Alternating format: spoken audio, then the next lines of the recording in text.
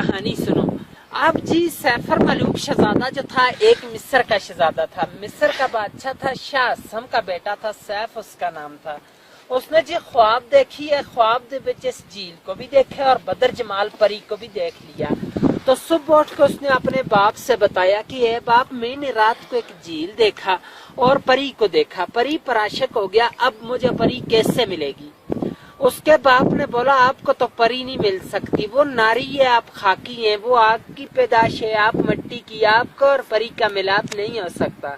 لیکن وہ باپ کی نافرمانی سے کئی سال زمانے گھومتا پھرتا آخر ناران میں پہنچا تو اس کو اللہ والا ایک ولی بزرگ ملا۔ اس ولی سے پوچھا کہ مجھے پری کیسے ملے گی؟ اس نے بولا کہ یہ سامنے والی جو چھوٹی پہاڑ ہے جس کے اوپر خیمے لگے، اسی کی بیک سائڈ میں ایک خیمے کی طرح پتھر ہے، وہ اب بھی موجود ہے، اس کے ساتھ جاؤ اور 40 دن کا چلہ کرو، اللہ کی عبادت کرو، 40ویں دن کے بعد آپ کو پری کا پتہ چلے گا۔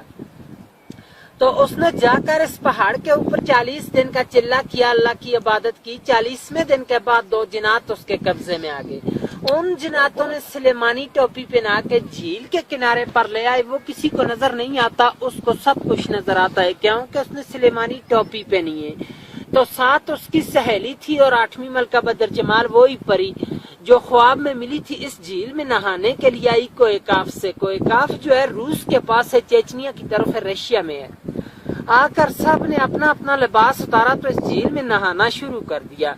بدر جمال کا لباس جو تھا وہ جنہوں نے اٹھا کے شہزادے کو دے دیا، شہزادے نے اپنے قبضے میں کر لیا۔ دوسری سہیلیاں لباس پہن کر چلا گئی تو بدر جمال اکیلی رہ گئی، وہ جا نہیں سکتی تھی۔ شہزادے نے اس کو اپنی چادر پہنا کر نیچے ناران کی طرف لے گیا، پر جو تھے وہ چھپا لیے۔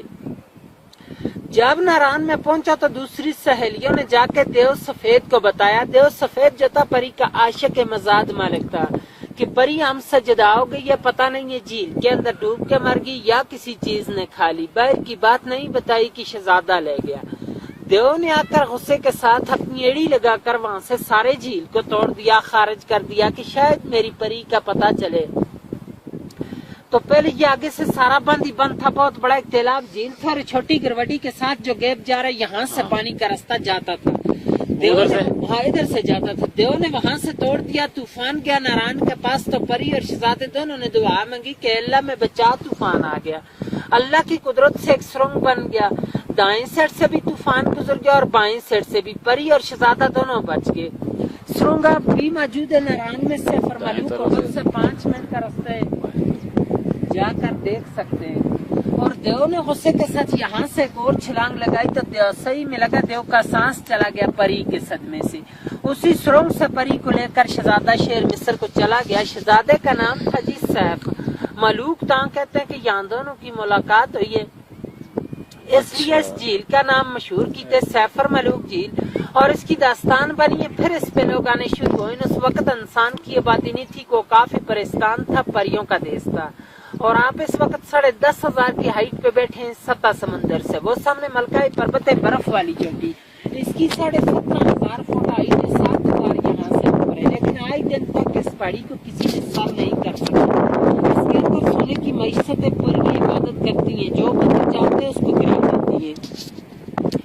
98 کا واقعہ راشد بٹ لاہور کا ایک بندہ تھا، وہ کہتا تھا کہ میں نے اس پہاڑ کو سر کرنا ہے۔ لوگوں نے اس کو منع بھی کیا تھا، لیکن وہ چلا گیا، جاتے ہوئے راستے میں گر کے مر گیا تھا۔ 13 دن بعد اس کی ڈیڈ باڈی ملی ہے، مقامی لوگوں کو انہوں نے اٹھا کے نیچے بھیجا ہے۔ چاندنی رات ہوتی ہے، چاند کی 14ویں رات کو پریاں وہاں سے اترتی ہیں، اس جھیل میں نہاتی ہیں، پھر واپس چلے جاتی ہیں، لیکن ان لوگوں کو نظر آتی ہیں جو چلے گزار یا عبادت گزار بندہ، عام بندہ یہی دیکھ سکتے کہ ان پہاڑوں کا عکس اس میں آ جاتے، بہت ہی خوبصورتی ہوتی ہے، لوگ آتے نظارے کرتے ہیں۔